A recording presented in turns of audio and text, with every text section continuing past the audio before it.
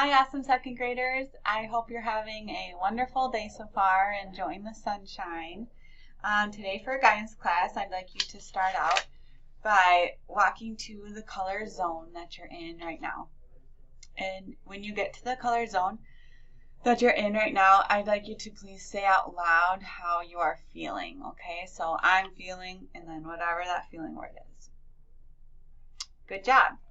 Okay, now I'd like you to pretend to grab your bottle of super glue, your pretend bottle of super glue, and glue the bottom of your feet flat to the floor. And then make sure there's nothing in your hands, and put your hands in your lap and sit up nice and tall. And while you're sitting up nice and tall, I'd like you just to close your eyes, and I'd like you to think about 3 good things in your life right now. And they could be anything big or anything small. Maybe it's that it's sunny out today. Maybe it's that you have a nice warm bed at home. Or maybe it's that you're going to have a long weekend soon for Easter. Just think about 3 good things in your life right now with your eyes closed.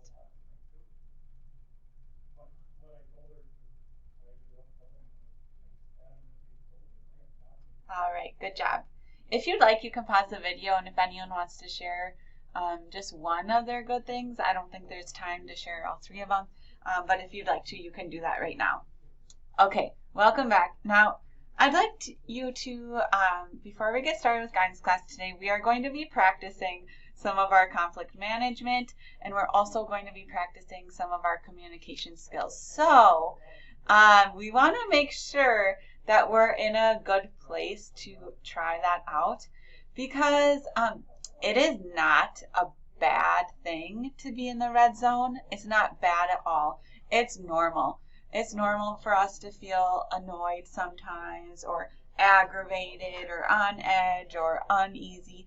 That's a normal human feeling. So it's not a bad thing, but we know that we need to kind of manage those emotions if we're going to be working together with someone else, if we're going to be working on a project with someone, if we're going to be discussing something with someone, if we're going to have a different opinion than someone. We want to manage those red zone emotions so that they don't come out as yelling, or as saying mean words, or as interrupting, right? Using one of our bloopers. We want to make sure that we can manage our red zone. So one way to manage our red zone so that we can communicate with other people when we need to is by taking deep breaths, right? And so that's what we're going to do right now, just so that we can make sure that we can be good communicators. All right, sorry about that. I had a parent phone call. So now we're just going to do a tool. We're going to do some deep breaths before we start our game and activity for guidance today, because like I said, we're practicing communication and conflict management, so we want to make sure that we're managing any emotion that we're feeling right now so that we can use our communication boosters and our good communication skills to get along with each other. All right, are you ready? What we're going to do is we're going to breathe in kind of quickly, and we'll breathe in through our nose. And then we'll breathe out very slowly, as slow as you can, out through your mouth. Okay, are you ready?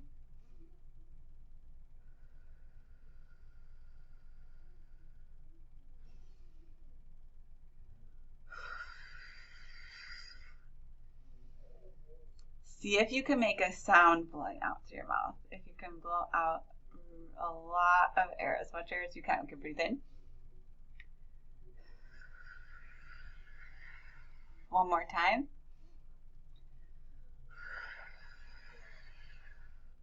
Good job. I think you're ready for our activity.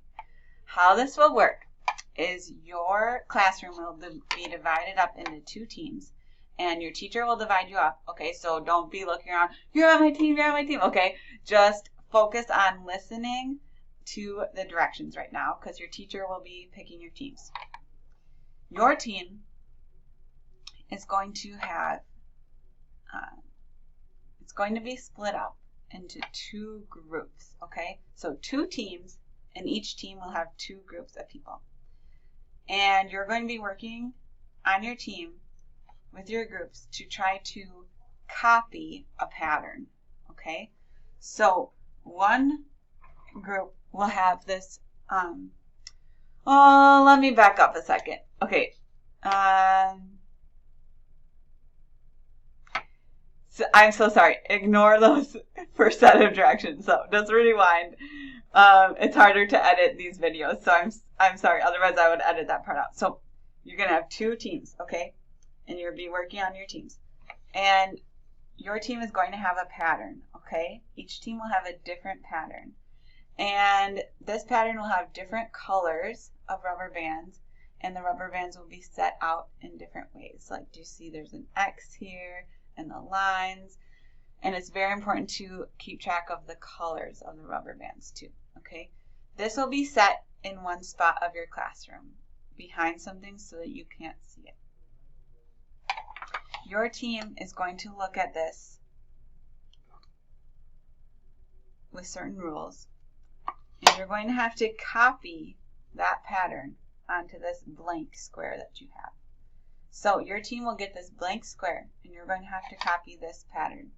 But the trick is, only one of you can look at this pattern at a time, okay? So one person from your team can go look at this for 10 seconds. And then you have to go back to your teammates and tell them what's on this as a pattern to add to your blank one. And you can only send one person at a time, and you can only look at it for 10 seconds. And then you have to copy the pattern. The team that's done first with the correct colors and the correct pattern wins. If you happen to get done with this, you can go ahead and switch up the pattern as the teacher if you'd like to and play it again. All right. Good luck and have fun. And sorry that was confusing with the directions at first. Again, I'll just repeat it quickly. You'll get a blank one. Each team will get a blank one of these. And you'll have to go look at the pattern. And you can only send one kid at a time on your team. And you can only look at it for 10 seconds. Then you come back, tell your team about it, and try to make the pattern as a team. All right. Have fun, you guys. Good luck. Use your communication boosters. It will help you to get done quickly and right with this. When you're all done with this game, please come back to this video for some questions, okay? All right. Good job. I hope you had fun with that. So we know that communication is super important, and we know that using good conflict management skills, solving problems together in an OWL way, in a WISE way, is very important. We know it's important for games like this or for group projects, but why else is it important, you guys? Why else is it important in life to have good communication skills and to solve problems like a wise owl? Why is that important for us to learn about anyways? Go ahead and answer that question, and then we'll be all done with guidance. And I hope that you guys have a wonderful time off of school, and we'll miss you, and we'll see you soon.